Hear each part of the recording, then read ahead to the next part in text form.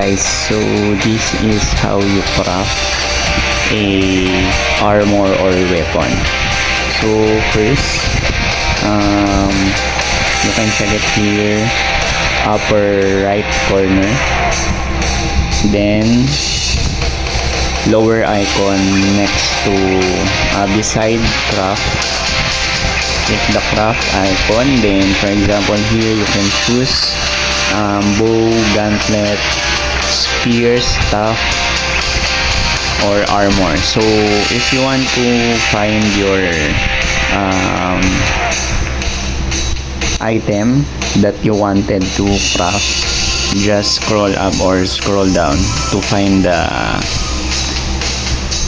item that you wanted to craft. Now I'm going to try to craft this archer pants.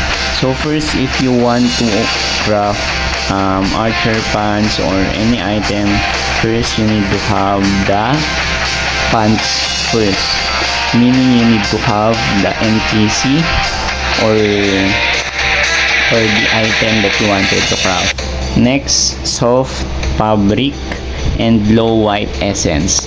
You can get these materials from the mobs. So meaning if you are doing leveling in other mobs, you can get this one in the mobs. So you can collect this. But the armor refining stone, you need to dismantle item. So if you want to get armor refining stone, you need to dismantle armors.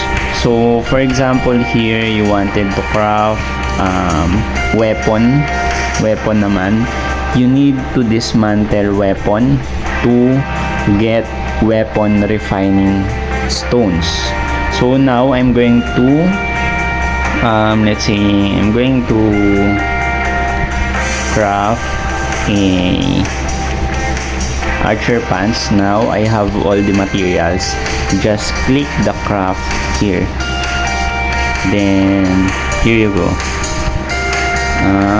Let me check here, then this one, ayan siya. So from NPC nagkaroon siya ng stats, ganito yung naging stats niya, and tada, ayan na siya. So basura. Wala siyang HP, no? Kailangan natin ng may HP. So this is how you dismantle. I'm going to dismantle the pants now. So ganito lang siya. Ayan. Pagka dismantle nyo, punta kayo dito sa blacksmith. Blacksmith, you can find this blacksmith here in the marketplace near bus terminal. Now click dismantle item, then dismantle, then click the item that you want to dismantle. Now this is just a useless crafted item, so I'm going to dismantle this. Okay, then dismantle, click dismantle. Now I get the armor refining stone. So that's it, guys.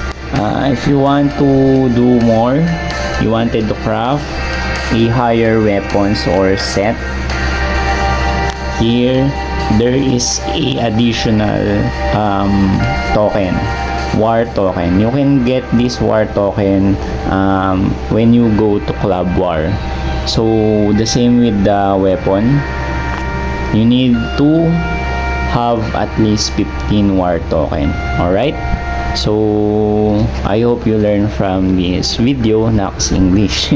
So ayun, see you sa next vlog ko, guys, no? Hoping na makapag-craft kayo ng magagandang item and stats ng item